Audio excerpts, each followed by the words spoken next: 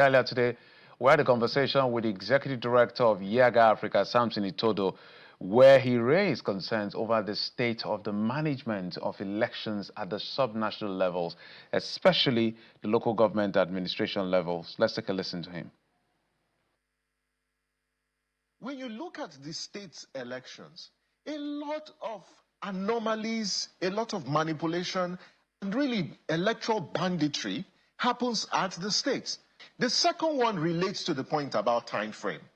And I'm glad that you referenced Rivers. You're glad you also referenced Lagos State. In fact, Lagos State is even worse because the election was conducted exactly 14 days to the end of the tenure of the incumbent. And it's totally an aberration of constitutional practice because our constitution is clear as to the time frame for which elections, can be conducted for elections governed, by the Constitutional Electoral Act.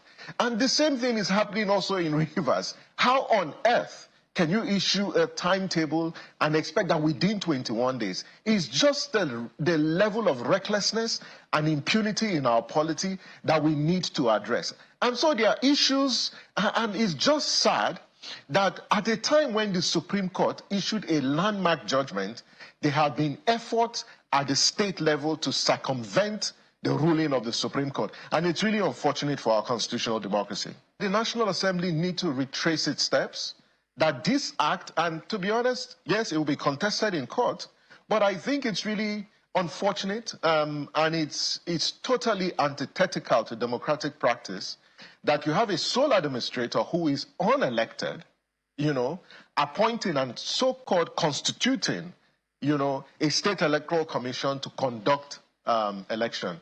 I don't think that dates passes the test of legality or constitutionality, and I hope that this will be contested in court because that way it helps reclaim, this lost ground of democratic consolidation that has now become a permanent feature in our democracy.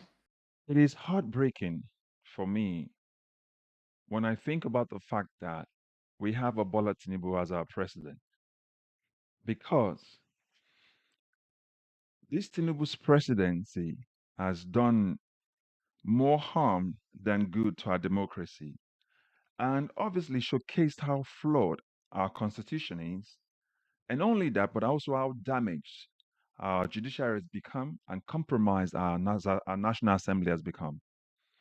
It showed us how flawed we have people in elected offices are and how well they would manipulate the system to continue to perpetuate their existence in our political space. Politicians don't just rig elections by themselves, they get help from outside. And obviously, the judiciary has been one of the biggest help the politicians have had to ruin our democracy to this point. To think of the aberration that happened in Rivers State, to get a sole administrator to become something that the Constitution does not recognize. But to look at all the off cycle elections that happened in Nigeria since 2023 and the, the local government election that's happened already, even in Lagos State, and the one that's going to be happening in Rivers State soon, it lets you understand why I said that. It is heartbreaking, heart wrenching to have Bola Tinubu as our president. And then I believe that Bola Tinubu has done more to destroy our democracy than he has to help democracy in Nigeria. And I'll explain that. First of all, when you look at the Lagos State election, what happened, the local government election, what happened, you see that it defies all the constitutional arrangement to say the time frame with which the election must happen. For example, the Constitution recommends 30 days before the current tenure or wherever the chairman is. And they did it 14 days before. Not enough time, but they did it 14 days. That's one. Secondly, for Rivers State, you have a sole administrator, something that the Constitution does not recognize. A person imposed on the people of Rivers State by the president to remove the sitting governor.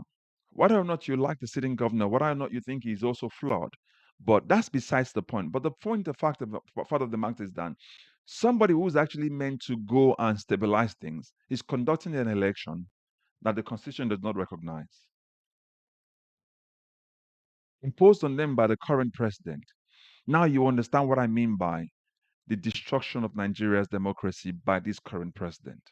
And I hope, like Itodo said, I hope that someone will challenge it in court, because you cannot have a sole administrator unrecognized by the Constitution conducting local government election for a state.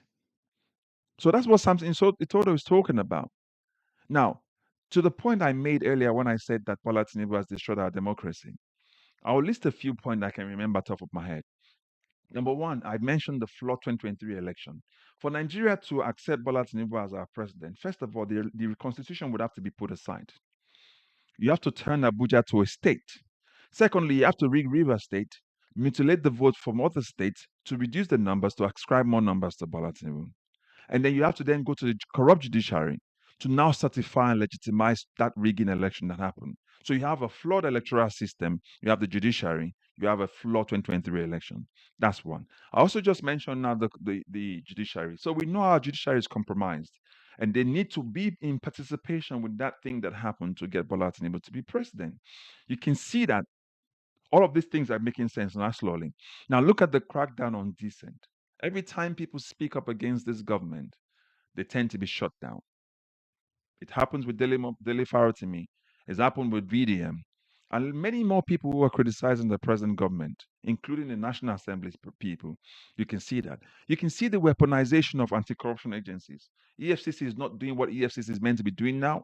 EFCC is going after people who are speaking up against this government. And don't forget, I mentioned earlier, the destruction of our electoral integrity. Nigerians know for certain now that when they go to vote, that their vote will be rigged. They know that they will use thuggery and voter inducement to make sure that vote doesn't count. So they know the fact that this current government we have would do everything. Imagine it says, snatch it, run with it, whatever those words were. And that's what those thugs did in 2023, and that's what they've continued to do in every off-cycle election. Edo State is a case in point. You know, you can see the nepotistic system this government follows in their appointments. And let's not forget about our electoral reform. Nigerians are clamoring for electoral reform. Guess what? That's not going to happen. But we need to keep talking about it, but we need to think above electoral reform, because we know that's not alone. That alone itself would not solve and cut it for us.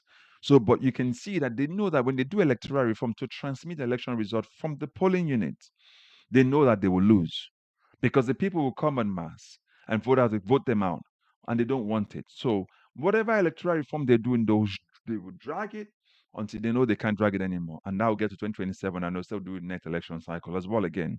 And the disregard for the rule of law. But what you have is, we have politicians like Femi Falana said, we have politicians who don't respect the rule of law. They pick and choose whatever they would respect. Look at the case of Natasha Akpoti and Godswill Akpabio. They disregard. But what you have is, when you have a compromised judiciary, anything else goes. You know, opposition infiltrated. You know, let's don't forget about voter apathy or the abuse of our state resources by this particular government. But one of the major things I want to talk about, I just crossed my mind right now, is the issue of Godfatherism in Nigerian politics. And that's what Bola Tinubu encapsulates. That's exactly what Wike wants to do with River State. And that's why they're pushing for these, local governments in River State, because that gives Wike more control over River State, as is done already over the State Assembly, who are also compromised in the destruction of River State that's happened so far. So the issue of Godfatherism is one of those areas when you look at it and you say, now Bola Tinubu has really done a lot of damage to our electoral system, to our democracy, and he has done more good. So for those of you saying that, oh, the man fought for democracy, fought against the military, his military style governance is showing that it's even worse than the military. That's why I'm saying that he's done more harm to Nigeria's democracy than he has brought good to Nigeria's democracy. This brings us to this point. 2027 is the fight for the soul of our country. It's a fact. You and I know that. You see the insecurity crisis, the food crisis, the social crisis, no road, no good. Nothing is working in our country. As a matter of fact, our country is running on autopilot. It's grounded at the moment. The only people who are shouting and saying Bola Tinubu is working are the people who are around him. Okay?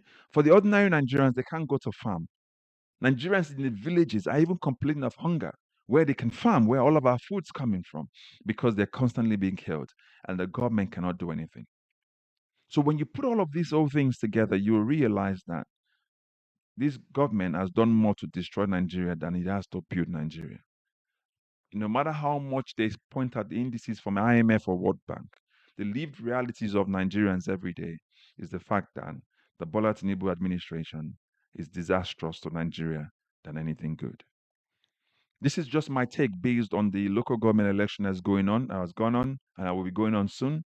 And when you put all of these together, put your thoughts in the comment section and let us know what you think. Because for me, as far as I'm concerned, we must not stop talking. We have to keep speaking to ensure that we have a Nigeria that works for all of us. And that's what this content is all about. We want Nigeria that works so that we can have a place we can call home for us and our children yet unborn. So don't forget to like, share, and subscribe. And also remember to recommend this channel. I'll catch you up in the next video. God bless you. Bye-bye for now.